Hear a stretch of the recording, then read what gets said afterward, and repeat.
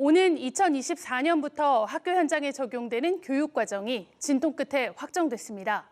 새 교육과정은 지난 9월 출범한 국가교육위원회가 처음으로 심의 의결한 안건이었는데요. 그런데 심의 과정에서 충분한 논의가 어려웠다는 지적이 나오기도 했습니다. 오늘은 국교위에서 이번 교육과정을 어떻게 심의했는지, 또 앞으로 합의를 이끌어낼 대책은 무엇인지 자세히 살펴봅니다. 먼저 영상 보고 오겠습니다.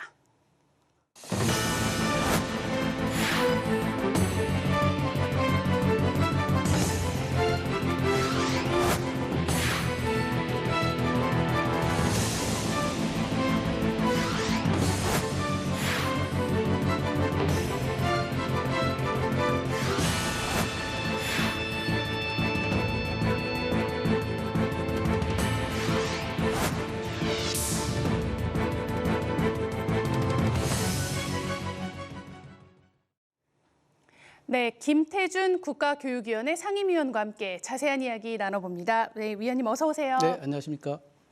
네, 지난 14일이었죠. 국가교육위원회가 2022 개정 교육과정을 심의 의결했습니다.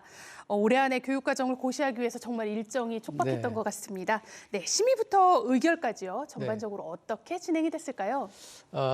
아까도 나왔다시피 우리 국가교육위원회가 원래는 올해 7월에 출범하기로 했는데 이제 9월 27일 날 출범을 했습니다. 네, 늦어졌죠. 네, 그 과정에서 이제 교육부는 국가교육 2022 개정 국가교육과정안을 이제 마련하는 과정이 있었는데 11월 9일 날 그 교육부가 행정예고안을 이제 만들어냈습니다. 그래서 저희는 11월 10일부터 행정예고안 정식 심의안이 아닌 행정예고안부터 전체 위원회 그리고 소위원회를 통해서 그 심도 있게 그 안에 대해서 우리가 검토를 하고 또 그 행정예고안에 대한 각 위원들의 어떤 의견을 반영할 수 있도록 또 교육부에다가 그 의견을 제출하고 이렇게 하다가 말씀하신 대로 12월 14일 날 저희가 여러 가지 사항을 고려를 하고 그다음에 또 이 올해 말까지 사실은 여러 가지 그 교과서 편집 과정이 있기 때문에 그 교육부가 고시를 해야 되는 그런 또 일정 하에서 저희들이 최선을 다해서 12월 14일 날 심의 의결을 했다고 이렇게 과정을 진행을 했습니다. 네, 시간이 정말 부족했는데요. 그 안에서 결과를 끌어냈습니다. 그런데요, 심의 과정에서 충분한 논의가 이루어지지 못했다 이런 지적이 나왔습니다. 어떻게 보시는지요? 저희가 11월 10일부터 행정예고안을 가지고 논의를 했는데 결과적으로는 이제 5차례의 전체 회의와 2차례의 소위원을 갖다가 이제 진행을 했고요.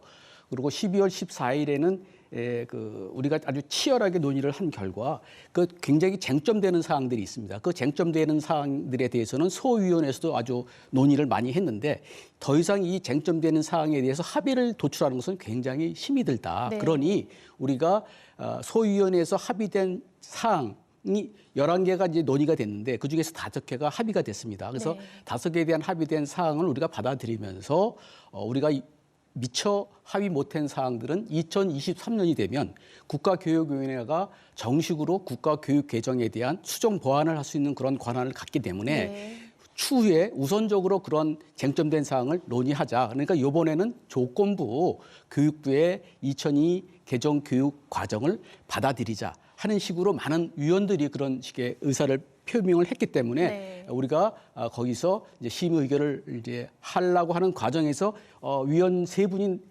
퇴장을 하셨어요. 그래서 우리가 퇴장했음에도 불구하고 우리 많은 위원님들이 추가적인 논의는 굉장히 여러 가지 시간적인 제약 이런 것도 있으니까 우리가 표결을 하는 것이 좋겠다는 의견이 나와서 표결한 결과 13분이 찬성을 하시고 3분이 반대를 하시고 1분이 기권하시는 그런 결과를 얻었는데요.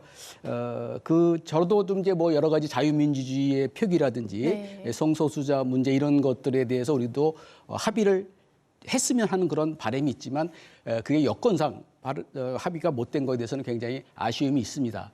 하지만 저희들이 사회적 합의의 바탕을 둔 기구인데 의결도 하기 전에 우리 다른 일부 위원들께서 그 표결에 참여하지 않고 자기들의 그걸 절차를 무시하고 조금 반대했다 퇴장한 것에 대해서는 조금 사회적 합의의 그런 그 정신을 좀 파기한 게 아닐까. 그리고 조금 비민주적인 행위라고 이렇게 저는 이렇게 개인적으로 판단하고 있는데 앞으로 그런 일이 재발하지 않는 방향으로 우리 다 같이 노력을 했으면 하는 그런 바람입니다. 네, 그 말씀 주신 부분 한번 짚어보겠습니다. 네, 네. 이렇게 뭐 말씀하셨습니다만 자유민주주의를 네. 표현을 추가하거나 네, 네. 또는 뭐 성소수자, 성평등 용어를 삭제하고 이 부분이 사실은 논란이었잖아요. 네, 그러면 앞으로 위원회 차원에서 이 사안에 대해서 어떻게 논의를 좀 진행해 나가고 합의해 나갈 수 있을지. 물론 이 사안이 굉장히 이게 논란이 쟁점이 아주 큰 사안이기 때문에 쉽게 합의될 수가 없고요. 또 많은 위원들이 뭐냐면 이거는 이 사안만 가지고는 몇 날 며칠을 토론을 할 수가 있는데 결국에는 이거를 한 상대편이 받아들이기는 굉장히 어려운 사안이다 해서 이번에는 일단은 우리가 교육부 안을 받아들이고 향후에 아까 말씀드린 것처럼 향후에 좀 더 논의할 수 있는 그런 과정을 만들어서 진행을 하도록 하자 이렇게 합의를 본 것이죠. 그래서 이번에는 이제 섹슈얼리티 용어를 삭제한다든지 성적 자기 결정권에 대한 의미를 명료하게 한다든지 제수 자3 사건의 교과서 편찬 시 반영한다는 그런 합의 사항이 있었어요. 그래서 그건 받아들이고 그다음에 아까 말씀하신 그런 쟁점 사항에 대해서는 추후에 또 교과과정 수정 보완 시때 논의를 하자 하는 식으로 진행이 됐습니다. 그러면 지금 말씀해 주신 거를 요약하자면 조건부 합의에 대한 거고 그렇죠. 쟁점 사항은 내년에 한 번 더 논의를 할 기회가 있을 것이다. 그렇죠. 그렇게 이해를 해도 되는 걸까요? 그렇습니다. 그 조건부라는 것은 결국에는 그 소위원회가 치열하게 토의한 소위원회에서 합의된 사항을 우리가 받아들였다는 의미에서 조건부라 이렇게 얘기할 수 있겠습니다. 네, 우리 국가교육위원회가 이번 논의 과정에서 봤지만 참 다양한 위원들로 그렇습니다. 구성이 되어 있습니다. 그래서 사실 앞으로 어떤 주제든 간에 이런 유사한 상황들이 발생할 수 있거든요. 이럴 때 어떻게 의견을 모아나갈 방안이 있을까요? 사실 이번 국가교육과정을 심의 의결하는 기간은 너무 촉박을 했습니다. 근데 우리가 앞으로 향후에 할 사안에 대해서는 장기적인 어떤 비전을 만드는 작업이 있기 때문에 충분한 논의할 시간이 충분하게 있고요.